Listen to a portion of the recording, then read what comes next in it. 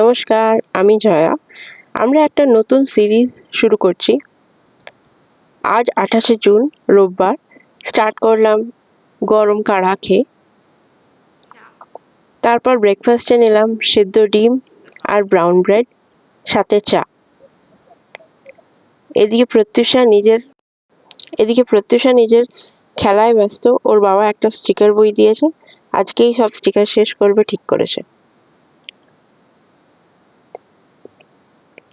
ওখানে চিকেনটা ম্যারিনেট হয়ে গেছে।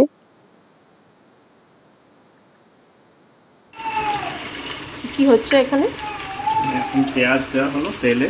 আচ্ছা, এখন তো তেল কম, তো আগে আমরা পেঁয়াজে তেল দিতাম, এখন না, আগে আমরা তেলে পেঁয়াজ দিতাম, এখন আমরা পেঁয়াজে তেল দিচ্ছি হেলদি খাওয়ার ব্যাপারে। আচ্ছা। কিন্তু বাঙালি রান্না তেল ছাড়া কমটা হয় না, ওটা ওই আধা বাঙালি রয়ে যায়, ওড়িশা অবধি পৌঁছয়, পুরো পশ্চিমবঙ্গ অবধি পৌঁছয় না। বাঙালি রান্নায় সর্ষের তেল, মাংস রান্না হচ্ছে মানে কোয়ার্টার সর্ষের তেল যাবে ওর মধ্যে, ওয়াটার। ওই মানে 250।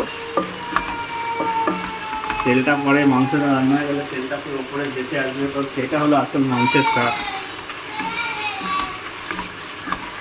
আর তারপরে যখন শরীরের ভেতরে ওই তেলটা ভেসে আসবে, তখন হয়ে গেল ওটা স্বাস্থ্যের স্বাদ, সেটা আলাদা বিষয়। আর সাইড বাই সাইড কি হচ্ছে? সাইড বাই সাইড ওই আরেকটা স্বাস্থ্যের অপরাধ, এই স্বাস্থ্যের অপরাধ বলছি মানে স্বাস্থ্যের স্বাদের জন্য আরেকটা কাজ হচ্ছে। এটা হচ্ছে এই ভেজিটেবলস বয়েল করা হচ্ছে, হার্ড ভেজিটেবলস, বিনস আর গাজর।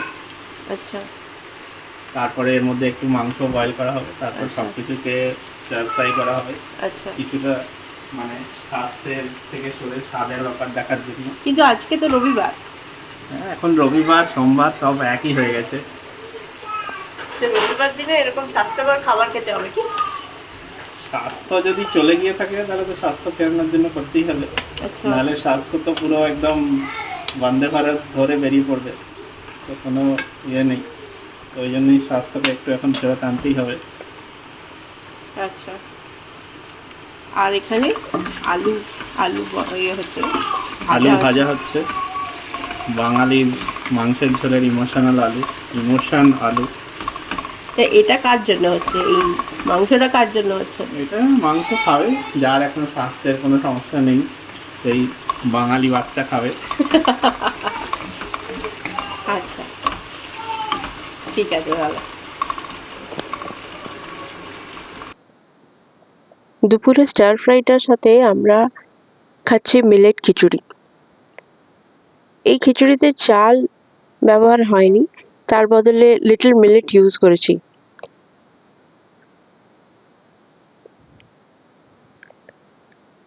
এই দেখুন, এটা হচ্ছে লিটল মিলেট, একদম ছোট ছোট।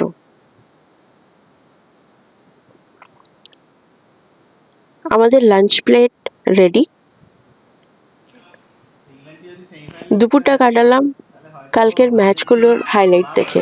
কাউকে একটা হারিয়ে বা সেমিফাইনালে অ্যাটলিস্ট ওয়ান অফ আর্জেন্টিনা আর ব্রাজিলকে ধরতেই হবে। না, এবার পালা ইভিনিং স্ন্যাকের।